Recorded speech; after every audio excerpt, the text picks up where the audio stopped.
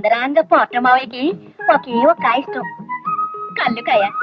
పొద్దు సమానం కష్టపడి సాయంత్రం నేటిన గోరెచ్చ నీళ్లు ఒంటి మీద బలబలా పోసుకుని మరకల్లేని తెల్లలుంగి ముడుకుల దాకా కట్టి గడప మీద కూకుని ఇది లోనేసాడంటే ఆహా! ఏమని చెప్పనే పిన్నమ్మ, ఇంకేమని చెప్పనే ఓలమ్మ. నాకు చెప్పవే పాలమ్మ, పొడుగొంకాయల పాలమ్మ.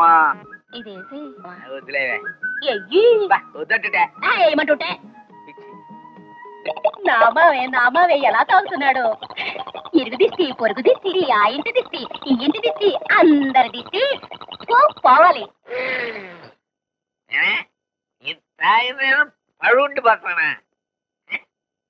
కష్టపడి వచ్చిన మోడికి ఏం కావిస్తారు, చల్లని మంచి నీళ్ళు ఇస్తారు, కోడి కూరండి పెడతారు కానీ కళ్ళు సీసా అవుతారే. ఇచ్చే మాత్రం బొడుబుడు తాగేయాలా?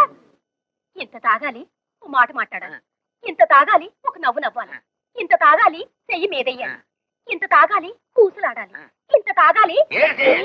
చేసేస్తావేంటి? నా కాయగూర డబ్బంతా నీ కళ్ళుకు సరిపోయింది. కళ్ళు నేను ఇద్దరు సరిపోతుంది. నేను మాత్రం గొడ్రాలుగానే మిగిలిపోతున్నాను. నేను నీ కోసం కట్టుబడాలి కానీ నువ్వు నా కోసం ఏమీ కట్టుబట్టలేదు. అబ్బా ఒకటంటే నీకు భయం లేదే? చూడమ్మాయి, సినిమా జ్ఞానం లేని వాళ్ళు నా చుట్టుపక్కల ఉండడం కూడా నేను భరించను. కాబట్టి సినిమాల గురించి కొన్ని ప్రశ్నలు అడుగుతాను, చక్కగా సమాధానం చెప్పు. 1975లో ఒక చిత్రం రిలీజ్ అయింది. ఆ చిత్రం మొదట్లో హీరో లేడు.